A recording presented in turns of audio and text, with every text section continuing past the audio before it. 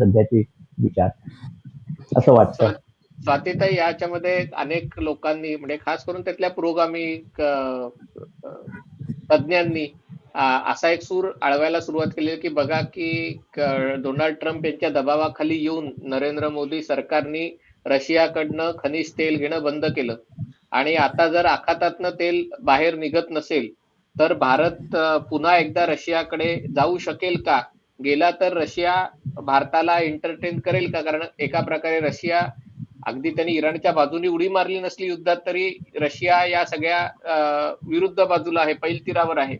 आणि भारताने एकदा तेल घेणं कमी केल्यावर आता पुन्हा तेलाचे भाव वाढले असताना रशिया भारताला डिस्काउंट मध्ये किंवा तेल पुरवेल का? काय वाटतं याच्याबद्दल?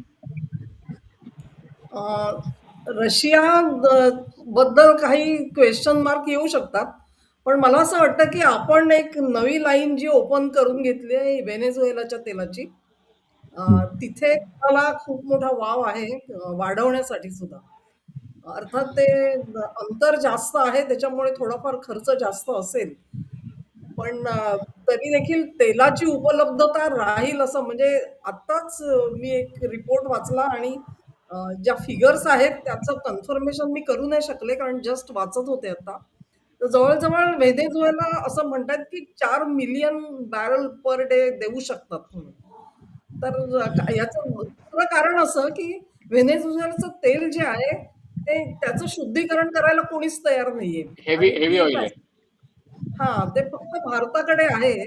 त्याच्यामुळे ते तिथे ते जेवढे काढतील बाहेर तेवढं सगळं आपण प्रोसेस करू शकू.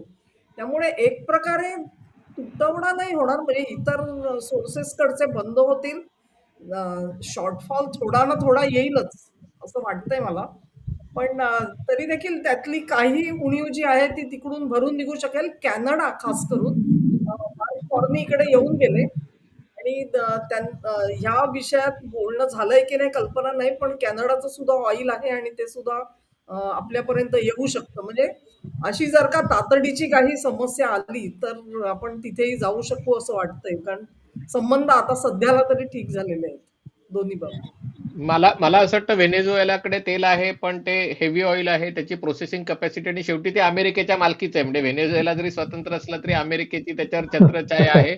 कॅनडाकडे पण शेल ऑइल म्हणजे त्या समुद्र किनाऱ्याची वाळू असते त्याच्यातनं जे तेल निघतं, पण ते पण हेवी ऑइल आहे आणि ते भारताला मिळू शकेल.